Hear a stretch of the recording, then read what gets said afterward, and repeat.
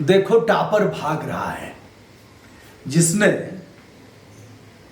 शिक्षक परीक्षा में सर्वोच्च अंक प्राप्त किया है, नियुक्ति होने जा रही है। ऐसे दर्जनों टॉपर भाग रहे हैं, लोगों को फेस नहीं कर पा रहे हैं। गलत नंबर भी दिया है, नंबर उठ नहीं रहा है, मोबाइल नंबर स्विच ऑफ हो गए और घर पर वे लोग नहीं है। इस लॉकडाउन के समय में भी काउंसलिंग शुरू हो गई है, 3 से 6 तक काउंसलिंग चलेगी। क्या पता उस काउंसलिंग में भी जाएंगे अथवा मुंह पर कालिख पोत करके भाग जाएंगे। जिस काम को शासन ने नहीं किया, कोर्ट ने नहीं किया, जनप्रतिनिधियों ने आवाज नहीं उठाया, सभी खामोश रहे, उस काम को सोशल मीडिया ने कर दिया। मैं नहीं जानता क्या सच्चाई है, लेकिन मैं बात कर रहा हूं 69,000 शिक्षक भर्ती परीक्षा में।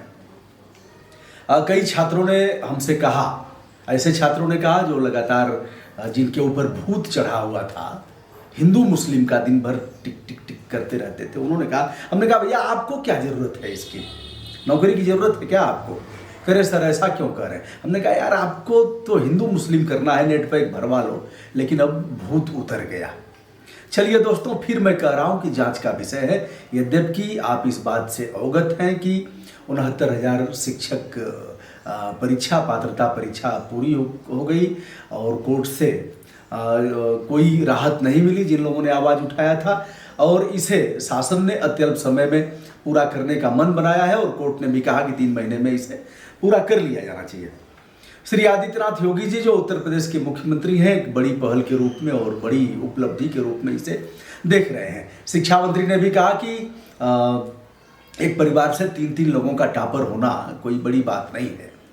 अब हुआ क्या है, इसमें एक ही कक्ष में और वहीं से टॉपर लगातार निकल रहे हैं। सैकड़ों टॉपर निकले हैं जिनके पर संदेह व्यक्त किया गया है, जिनका हाई स्कूल में अच्छा अंक नहीं था, इंटरमीडिएट में अच्छा नहीं था, ग्रेजुएशन स्तर तक अच्छी स्थिति उनकी नहीं थी, बीएड में भी अच्छा नहीं था, टेट में भी किसी तरह से वह उत्तीर्ण हुए थे और सुपर टेट में मार गए।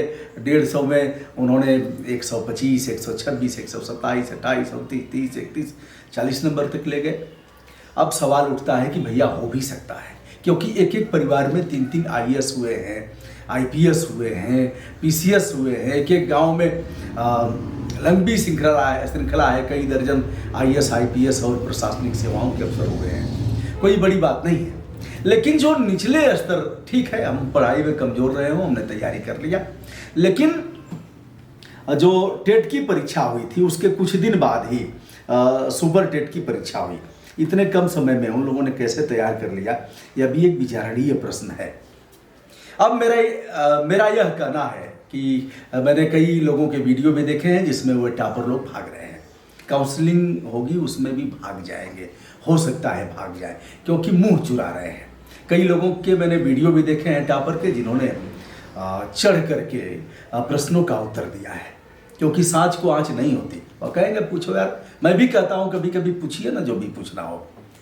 ठीक है, मैं किसी ऐसे पद पर नहीं रहा हूं, बड़े संवैधानिक पद पर, कार्य का कोई काम करने का बड़ा कोई अवसर भी नहीं मिला, बड़े सदन का सदस्य भी नहीं हो पाया, लेकिन मैं सीना ठोक करके कहता हूं कि आप पूछिए पर्यावरण के क्षेत्र में क्या किया, शिक्षा के क्षेत्र में क्या किया, चिकित्सा के क्षेत्र में क्या किया, भ्रष्टाचार उन्मूलन के क्षेत्र में क्या किया। ऐसे तमाम विषय हैं जिस पर हमने काम किया है, कलम चली है, केवल जुबानी नहीं कह रहा हूँ, कलम चली है, तबीयत से कलम चली है, आरटीआई लगाया हूँ, मौके पर पहुँच करके सीना ठोक करके 2-2 हाथ किया हूँ। बधाई देना चाहता हूँ श्री अमिताभ ठाकुर जी का, जो भारतीय पुलिस सेवा के वरिष्ठ अफसर हैं, हमारे भी अच्छे दोस्त हैं और मैं बहुत पसंद करता हूँ उनकी जो दमदारी से आवाज़ उठाते हैं। सेवा में रह करके भी कई बार उन्होंने इसका खामियाजा भी भुगता। मुलायम सिंह यादव पर उन्होंने अपराध दर्ज कराया, मुलायम सिंह ने हड़काया था फोन पर। गोमती नगर थाने में आईजी स्तर का अधिकारी जाता है और दरोगा अपराध दर्ज नहीं करता है। अमिताभ ठाकुर साहब गए हैं और इलाहाबाद के एक थाने में संभवतः उन्होंने तहरीर दिया है अपराध दर्ज करने के लिए, और अपराध तो दर्ज भगवान ही मालिक है। सुप्रीम कोर्ट ने कहा है कि प्रत्येक संज्ञेय अपराध दर्ज होगा और नियमानुसार 24 घंटे के अंदर उसकी कॉपी दी जाएगी जो अपराध दर्ज कराने वाला होगा। लेकिन अभी तक अपराध दर्ज नहीं हुआ होगा। उन्होंने कर्नलगंज थाने में यह सुसंगत धाराओं में अपराध दर्ज करने के लिए तहरीर दिया था। 18 नवंबर 2019 को टेट की परीक्षा होती है और उसमें जो न्यूनतम कट ऑफ के इर्द गिर्द ही ये लोग रहते हैं जो आज टॉप किए हैं। 6 जनवरी 2020 को सुपर टेट की परीक्षा होती है जिसमें ये लोग टॉप करते हैं। टॉप में गोरख जी के 3 बच्चे हैं, तीनों टॉप किए हैं, तीनों भाग रहे हैं। और उसके बाद कोई पटेल साहब हैं, उनके भी बच्चे हैं, वो भी टॉप किए हैं। कोई तिवारी साहब हैं, कोई यादव साहब हैं, सब टॉपर हैं। टॉपर हो तो भाग क्यों रहे हो? चलिए मुख्यमंत्री जी, आप बात मानेंगे नहीं। जब परीक्षा हुई थी तब भी आवाज उठी थी कि पेपर लीक हो गया। तमाम युवाओं ने इस बात को उठाया था। फिर उस पर भी बात नहीं मानी गई। हम एक अनुरोध आपसे कर रहे हैं, यदि आप मानना चाहें, लगातार जो भी जिनकी भी सरकार रही है ऐसे लोगों को सम्मानित करते हैं, सम्मानित करके पुरस्कार देते हैं, प्रशस्ति पत्र देते हैं, अंग वस्त्रम देते हैं। जैसे भैया जी ने लैपटॉप बांटा था, उनके मिनिस्टर लोग लैपटॉप बांटे थे। आप भी लोगों को बांटे हैं, तमाम गिफ्ट किए हैं, करते भी रहे हैं, पहले से भी करते रहे हैं। जब सांसद रहे तब भी आप करते रहे हैं। सरकार भी लगातार कर रही है, कभी पत्रकारों को बुला करके, कभी मेधावी छात्रों को बुला करके, कभी गवर्नर लोग सम्मानित करते हैं। आप भी उन्हें बुला लीजिए। 100 टॉपर हैं, 100 टॉपर में आप 15, 20, 25, 30 को बुला लीजिए। माननीय मुख्यमंत्री जी, उन्हें आप सम्मानित भी कर दीजिए, अंग वस्त्रम देकर के, प्रशस्ति पत्र देकर के, क्योंकि जो प्राथमिक शिक्षा में लगातार गिरावट आई है। आरटी शुल्क और अनिवार्य शिक्षा का अधिकार अधिनियम 2009 लागू हुआ है, उसके बाद भी सेहत बदल नहीं रही है। कई IAS अफसरों ने, विजय किरण आनंद जैसे लोगों ने काफ़ी काम किया है, मध्याह्न भोजन से लेकर के और कामों में, प्रशंसनीय है, लेकिन उसके बाद भी सेहत में सुधार नहीं हो रहा है। माननीय मुख्यमंत्री जी, टॉपर जाएंगे तो सुधार होगा। यह विशेष यत्न करेंगे और अपने कौशल का, अपनी प्रतिभा का, अपनी दक्षता का, अपने पुरुषार्थ का, अपने हुनर का जो लगातार प्रकटीकरण करेंगे, प्रयोग करेंगे, उससे सेहत में सुधार होगा। उन्हें बुला लीजिए मुख्यमंत्री आवास पर, मास्क लगा के चले जाएंगे लोग और आप उन्हें पुरस्कृत कर दीजिए। एक चीज, मात्र 2-2, 3-3 मिनट उनसे कुछ प्रश्न कर लिए जाए, सामान्य से प्रश्न जो भी आपके जेहन में उमड़ घुमड़ रहे हों, आपके तमाम IAS अफसर हैं वो कर लेंगे, प्रश्न की सूची तैयार कर लेंगे। आप देख लीजिए उनकी स्थिति क्या होती है। जो अच्छा होगा वो सीना ठोक करके निकलेगा और उसका जो आप रिकॉर्डिंग कराएंगे, जो वीडियो रिकॉर्डिंग होगी, उसे आप जनमानस के लिए कर दीजिए, लोड कर दीजिए, लोग उसे देख लें, समस्या का समाधान हो जाएगा। जो लोग इस बात को मिथ्या प्रलाप करके उठा रहे हैं, उनके भी चेहरे कलंकित हो जाएंगे, उनको भी जवाब मिल जाएगा। और यदि उनकी बात सही होगी तो आप इस बात की चिंता मत करिए कि लोग क्या कहेंगे। देखिए, आपके समय में भी जो पर्चे लीक हुए, CBI जांच हुई, कुछ नहीं हुआ। बबुआ जी के समय में तमाम SDM ऐसे हुए जिनकी कापियाँ लिखी गई, यह बताया गया। मैं नहीं जानता कि क्या हुआ, मुझे नहीं पता कि आज अनिल यादव कहाँ है, अनिल यादव जेल में है कि बाहर है, उनके ऊपर क्या हो रहा है मुझे नहीं पता। एक मैडम अभी जेल गई थी, बाहर आई हैं, उनका क्या हो रहा है मुझे नहीं पता। लेकिन इतना पता तो जरूर है कि जो लोग फर्जी ढंग से पास हुए थे उनका कुछ नहीं बिगड़ा, कुछ नहीं बिगड़ा। जब आप आए थे तभी आपने जांच बैठवाया था। कितने दिन में जांच होगी? चाहे बहन जी के समय का हो, चाहे बबुआ जी के समय का हो, चाहे आपके समय का हो, न्याय तो मिलना चाहिए। कितना दिन लगाएंगे हुजूर? कितने दिन में जांच होगी? कार्यकाल आपका खत्म हो जाएगा, जांच चलती रहेगी। अधिकार भी है कि अत्यल्प समय में SIT का गठन करके जांच करा दिया जाए। इस समय शर्मा क्यों रहे हैं? और जिस तरह का वस्त्र आपने पहना है, उस वस्त्र का भी धर्म है। 2 धर्म यहाँ एक साथ आपको चिल्ला चिल्ला करके इस बात के लिए कह रहे हैं कि निष्पक्ष जांच करवा दीजिए।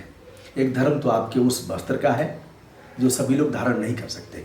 हम लोग धारण नहीं कर सकते, आप बाल बच्चे वाले नहीं हैं, आप एक बड़ी पीठ के पीठाधीश्वर हैं। और दूसरा धर्म आपका राजधर्म का है, तो उस धर्म का भी पालन करवा दीजिए। देखिए, एक चीज़ और, एक अनुरोध और करूंगा। जो पहले के बच्चे सेलेक्ट हो गए हैं, जो पहली वाली परीक्षा के, तो वह इस परीक्षा में भी, क्योंकि उनको दूसरे ज़िलों में दूर दूर जनपदों में उनको मिला हुआ है, तो इस परीक्षा में भी वह काउंसलिंग कराने का मन बना रहे हैं। उनसे कहना चाहूँगा कि आपका ट्रांसफ़र साल 2 साल में हो जाएगा, स्थानांतरण आप अपने गृह जनपद इर्द गिर्द आ जाएंगे। आपकी वजह से यदि आप ऐसा करते हैं तो एक सीट बेकार जाएगी, किसी बच्चे का अहित होगा, इसलिए ऐसा न करें।